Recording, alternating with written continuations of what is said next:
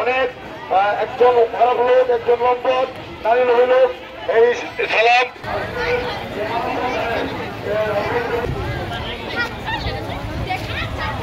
আর আমার ইসলামপুরবাসীর কাছে দেখবো যে সালামকে আমরা স্কুলে রাখে, নাহলে আমরা স্কুলে ঢুকবো না, ক্লাস করবো না, তাহলে আমরা বাইরে দাঁড়ায় থাকতে পুরো মাঠটাকে সেন্টার দিব যে আমরা স্কুলে ঢুকতে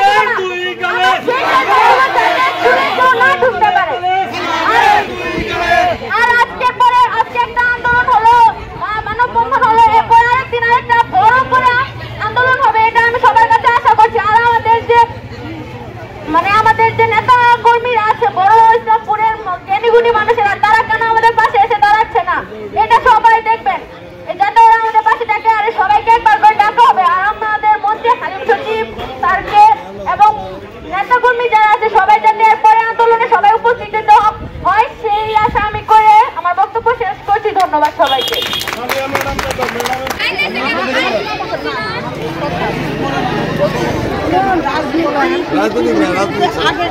তাহলে জনগণ আসতে হবে, এই তোমরা কয়েকটা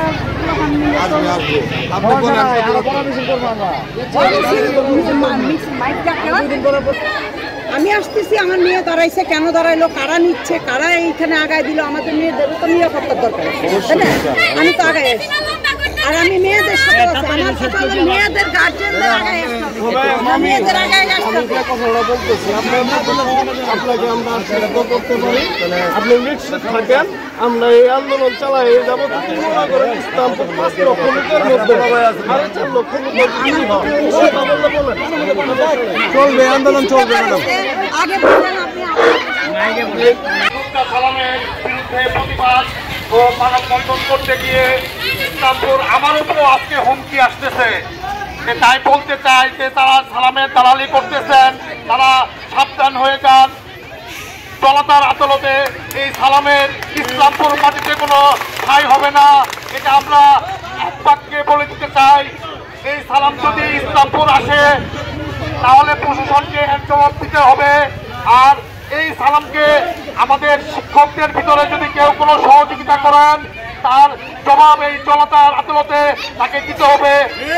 এই বলে আমি আমার সংক্ষিপ্ত বক্তব্য শেষ করছি।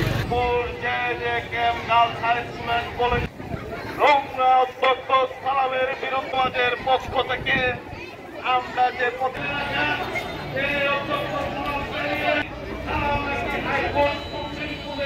আবার নতুন ভাবে স্বাধীন করেছি। অবৈধ প্রধানমন্ত্রী যদি শেখ হাসিনা বাংলাদেশ থেকে পালিয়ে যেতে পারে, আমরা কি সালামকে ভয় করব? আমরা যারা জেজেকেমের শিক্ষার্থী অভিভাবক আছি, আমরা ইসলামপুরে সালামকে কখনোই ঢুকতে দিব না। আমাদের পরিমাণ রক্ত থাকতে আমরা এই নারী কলঙ্কিত সালামকে দিব না।